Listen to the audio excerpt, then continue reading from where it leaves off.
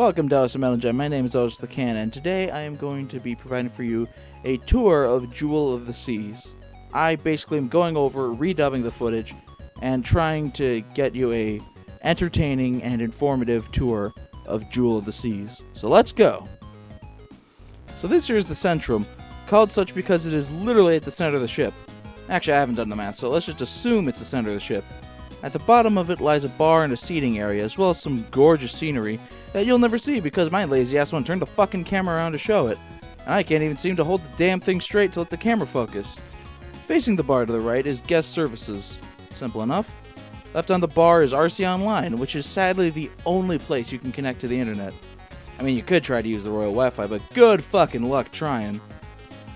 Opposite the bar is the main dining hall, which varies in name based on which ship you're on. Since this is Jewel, this place is called Tides.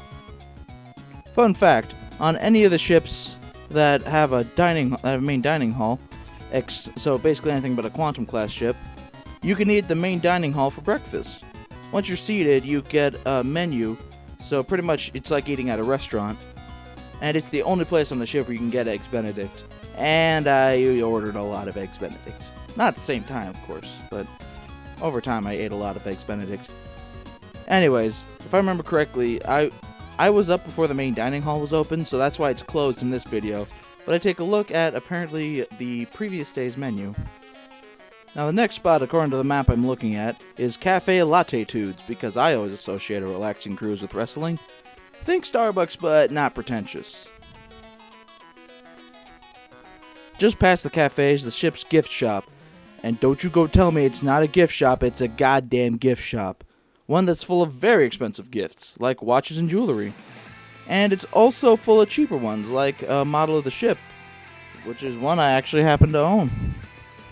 And they sell, and this is my favorite part of the cruise, by the way, the fact that they sell oversized watches and try to make it anything but a novelty is fucking great. Like, doesn't an oversized watch sound like something you'd buy from the Acme Corporation? But no, seriously, they're selling it like a luxury item. It's amazing. Just past the gift shop is the more knick-knack section, aka the Arts and Photo Gallery. Here you can pay $20 or so to see a realistic portrayal of yourself on photo stock. Or you can pay, and I shit you not here, $75 to get an extended commercial for the cruise. Want to make it about your specific cruise? Fork over another 10. How do I know? Because I watched the damn DVDs. Now, the artist whose work you're looking at is one who's pretty much synonymous with Royal Caribbean at this point, Brito.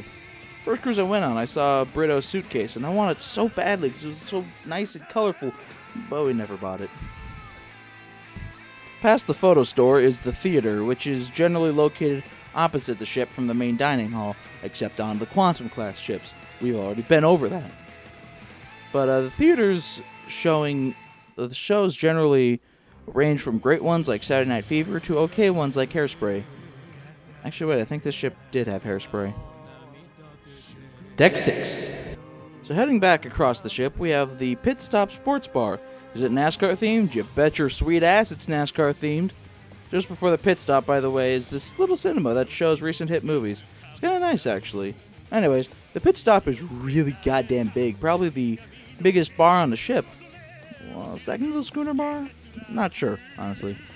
But I know that this size for a sports bar on an internationally serving cruise ship is excessive at best. Then immediately after this comes the casino.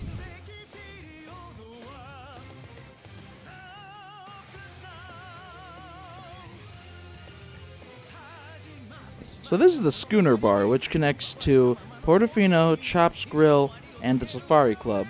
Chops is a pretty good steakhouse, I'd say. Nice big steaks. But I definitely prefer Portofino. Portofino is considered the Italian restaurant on the ship, but most of the entrees are just seafood. There's like 1 or 2 pasta dishes and like 6 seafood options. And then finally there comes the Safari Club. The Safari Club is somewhat known for its self-leveling pool tables, but a lot of stuff like it's also the host of a lot of different smaller competitions and such, like fill in the lyrics or whatever, trivia contests. All Deck 7 has is pretty much another RC online. Deck 8 has another lounge. Deck 9 has the library, apparently. Hi, Deck 10. It seems you have another lounge. Whoa. Finally, God, we're done with all the lounges. So after a nice view looking out through the window that looks outward to the sea, we find ourselves at the Windjammer. Essentially, it's the buffet of the ship. Though for a buffet, it offers a hell of a lot of options. You can get custom-made omelets, regular breakfast essentials like bacon, eggs, breakfast pastries, hash browns, corned beef hash, the daily special eggs, and that's all just breakfast. At lunch, you can get, you can make your own burgers or your own hot dogs. You can choose from a variety of pizzas. You could put, French fries on your hot dogs or burgers, or you could, go Oriental more. I never chose those options because I'm a picky eater, and fuck, my life sucks. Last thing to note, on Jewel class ships, the Windjammer has outdoor seating as well as indoor seating. And now finally, for what I'm sure a lot of you have been waiting for, the pool. I actually kind of like relaxing there, despite me not really be much of a fan of outdoors. It's got a few hot tubs, but it's available to all ages. If I remember correctly, it even has like its own Minitron to show movies and such. After the pool comes the solarium, the adults-only pool. It's supposed to be much nicer and quieter than the everybody pool, and it sure as hell is prettier. Probably one of the prettiest parts of the ship. But honestly, I've never spent much time in here. Don't really know why. Up on deck 12, we have a jogging track. And don't even bother trying to jog or even walk it on a windy day, because that is a Herculean feat to challenge Mother Nature like that. So what do you do if it gets windy on the track? Well, shit, you go to the indoor gym. And it's a decently well-stocked gym, too. Not sure... And I haven't gone to very many gyms, obviously. If you've seen me, you would know, but... Next up is the ship's arcade. While it lacks in more traditional mechanical stuff like coin pushers or a claw machine, it tries to make up for that with a lot of rail shooters and racing games, which are oddly popular in arcades. Now, let's see, on Jewel, they had Dead Storm Pirates, Rambo, Terminator Salvation, and yet they didn't have any of the iconic, the two Namco shooters that everyone knows at an arcade. Don't act like you don't know what they are. It's Time Crisis and House of the Dead. Right near the arcade is Fuel, the hangout place for people aged 12 to 17.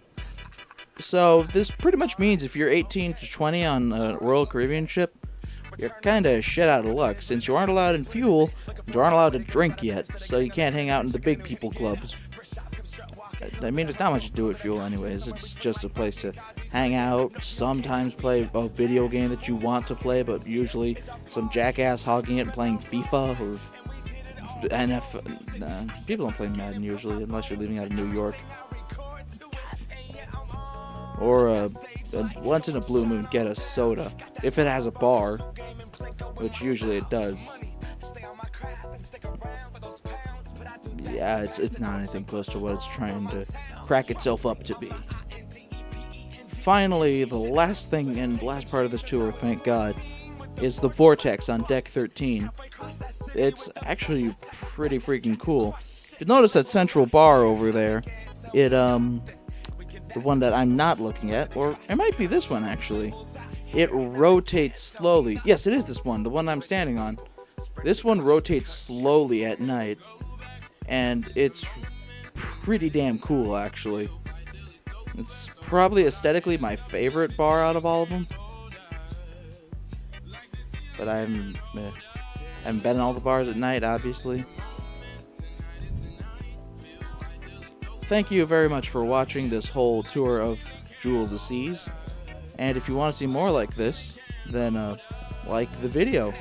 And if it gets popular enough, I will consider making one, maybe two more. See ya.